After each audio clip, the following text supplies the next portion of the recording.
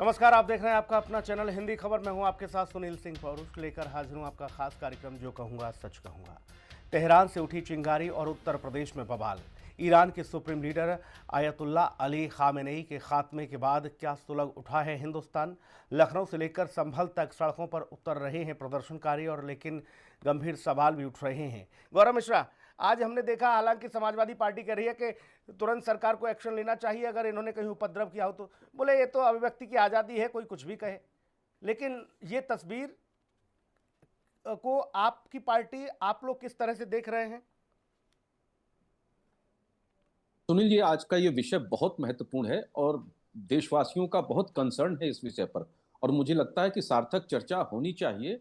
और भारत अपने आप में एक संप्रभु राष्ट्र है, इसकी सुरक्षा कैसे निश्चित हो, आंतरिक सुरक्षा कैसे सुनिश्चित हो, उस पर गंभीरता से विचार रखना चाहिए। लेकिन एक अंतर्राष्ट्रीय विषय को अपने निजी राजनीतिक बयानों से जोड़ना, ये दुर्भाग्यपूर्ण है समाजवादी पार्टी के द्वारा। देखिए, ये वही देश है, जब टर्की का खलीफट खत्म हुआ था, खलीफा जब वहां पे समाप्त हुए थे, वो परंपरा जब खत्म कर दी गई थी, तो भारत में उपद्रव हुआ और मोपला जैसा कांड हुआ। वीर सावरकर ने उसका विरोध किया, तो कहीं ना कहीं आप देखिए मुसलमानों ने उतरकर भारत के अंदर कत्लेआम मचा दिया और हिंदुओं को मारा। विदेशी मुद्दा था, वो भारत का मुद्दा नहीं था। आज वही स्थिति भारत के अंदर देखने में आ रही है। जिस तरह से खामनेई का वहां पर असैसिनेशन हुआ है और भारत के अंदर शिया समुदाय के लोग सड़कों पर उतर रहे हैं। अगर भारतीय जनता पार्टी की सरकार नहीं होती, उत्तर प्रदेश में पूज्य योगी आदित्यनाथ जी के नेतृत्व में सरकार नहीं चलती, तो क्या आप ये समझ सकते हैं कि आज दुकानें, आम नागरिक, हिंदू सुरक्षित रहते?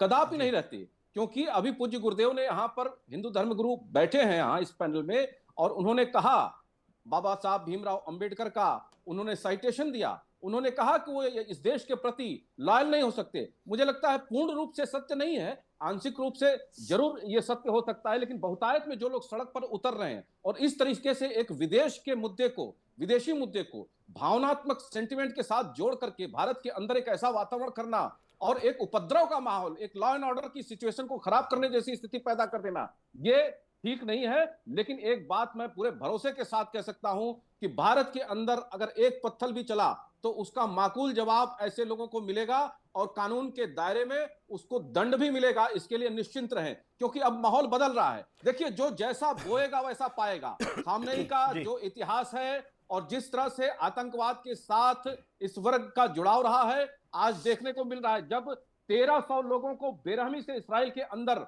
मार दिया गया, उस समय इनके वो घड़ियाली आंसू कहां थे?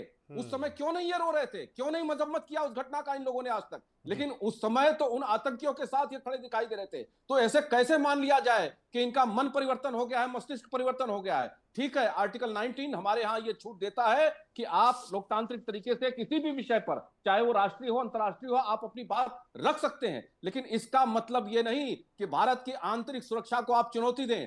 आप मैं ये समझना चाह रहा हूं, यहाँ कहते हैं भाई गौरव जी, अगर ऐसा आप प्रयास करेंगे तो सरकार वैसा जवाब देगी, देश में भाषा में जवाब देगी, हमारी सिक्योरिटी फोर्सेस की भाषा में देश में ये कहा जाता है। गौरव मिश्रा, देश में यहाँ सब लोग कह रहे हैं कि बताइए, हमारे प्रभु चले गए, हमारे अब्बा चले गए। मैं ये समझना चाह रहा हूं, खामेनेई ने भारत के मुसलमानों को क्या दिया ऐसा जिससे उनके लिए वो मसीहा बन गया? देखिए, भारत और ईरान के रणनीतिक साझेदारी रही है।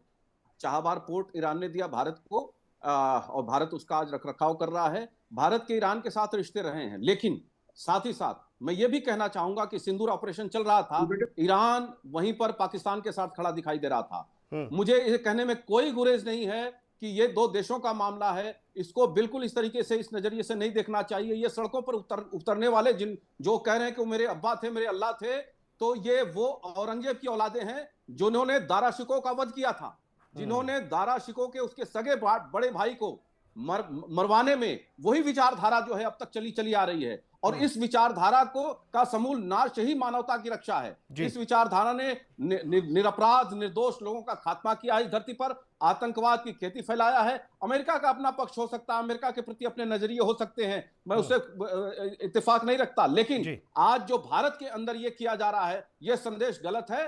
आपको विरोध है, आपको दुख है, अपनाइए, उसमें कोई दो राय नहीं। मैं उस्मान साहब के पास जाऊंगा, गौरव भाई मैं आऊंगा, राकेश भाई आऊंगा, आपका जवाब मिलेगा। एक टिप्पणी गौरव मिश्रा जी, 10 सेकंड आपके लिए। देखिए सुनील जी, समाजवादी पार्टी बहुत दुविधा में है, किधर जाएं, इधर जाएं या उधर जाएं। दरअसल तुष्टीकरण की राजनीति करते हैं, एक अनार 100 बीमार वाली स्थिति है इनकी। मुसलमानों का वोट चाहिए तो उनके पक्ष में बोलना पड़ेगा, इसलिए इनको अपना बाप बनाना ही पड़ेगा खामनेई को, और कोई विकल्प इनके पास नहीं है। लेकिन भारत उस स्टैंड पर है जिसमें 140 करोड़ देशवासियों का हित है। भारत का हित भारत के साथ है, ईरान के साथ नहीं है, ना इसराइल के साथ है, ना अमेरिका के साथ है। भारत भारत के साथ रहेगा।